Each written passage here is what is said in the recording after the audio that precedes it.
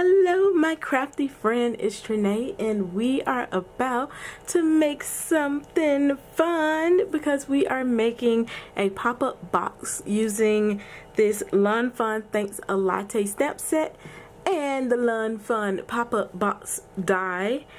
And I have some really cool papers from Lawn Fun. This one right here is from the Perfectly Plaid Fall collection. I believe this collection came out in 2017. Also, we have papers from the Nitpicky Fall collection, and this is from the recent collection that came out about a week or two ago. So we'll be using these 3 sheets of papers.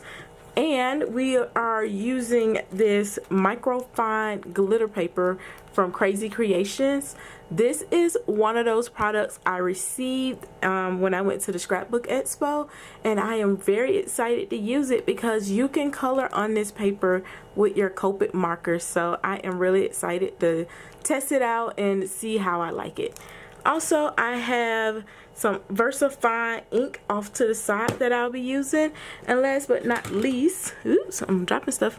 I have the Mama Elephant Tags a Lot die set because I will be using this banner here to put my sentiment on with my box. Alright, so let's get started on our card.